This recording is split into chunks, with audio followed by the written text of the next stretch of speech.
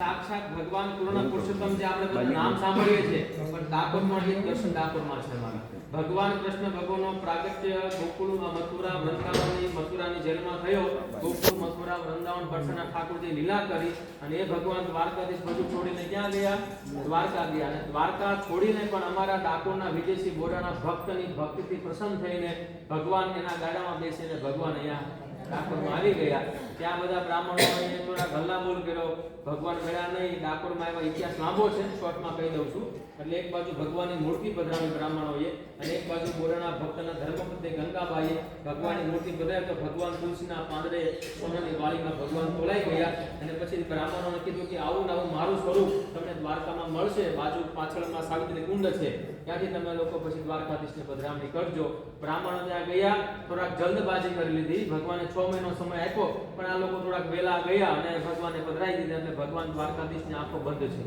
હાથ અધૂરા છે અને મૂર્તિનું સ્વરૂપ જે છે ઠાકોરજીનું એ થોડુંક નાનું છે અને ડાકોરમાં ઓરિજિનલ દ્વારકાધીશ બધી યાત્રા કરો ડાકોર આવવાનું મહત્વ મૂળ આ છે કે ઓરિજિનલ મૂળ દ્વારકાધીશ જે હતા આપણા એ આપણા ડાકોરના ઠાકોર રાજાધિરાજ રણછોડરાય ભગવાન તમે વડતાલમાં જશો તો પણ વચ્ચે જે મેઇન મંદિર હોય એ પણ રાજા રણછોડનું સ્વરૂપ છે તમે જોજો સહજાનંદ સ્વામી પણ અહીં પધારતા હતા મીરાબાઈ પણ અહીંયા ડાકોરમાં મહિનો 2 મહિના ડાકોરમાં રોકાયેલા છે એટલે ઘણા બધા મહાપુરુષો આ ડાકોરના ઠાકોરને ઈષ્ટદેવ તરીકે માનતા હતા લોકો મૂર્તિ બનાવે સારામાં સારી વાત છે વિધિ વિધાન છે શાસ્ત્રમાં પણ ભગવાન દ્વારકાધીશનું જે મેઇન સ્વરૂપ છે ડાકોરના ઠાકોર રાજા રણછોડમાં છે આ એક ડાકોરનો ઠાકોર એવો છે દુખિયાનો બેલી છે તમારી પાસે પૈસા હોય કે ના હોય પણ જો ભક્તિ અને ભાવ હોય તો પણ ભગવાન દ્વારકાધીશ રાજા રણછોડ રાજી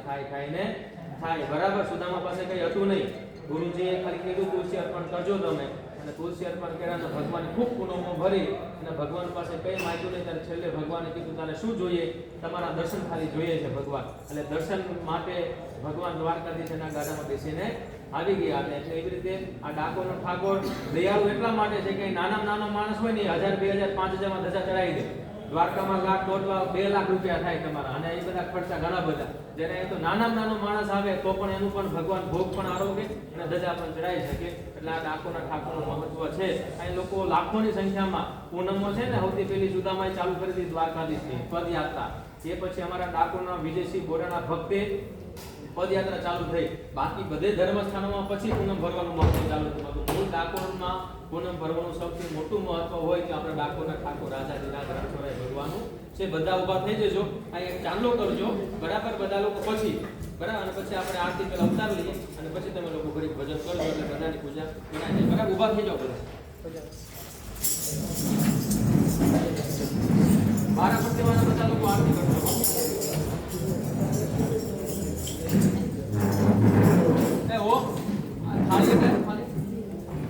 બોલો શ્રી રણછોડ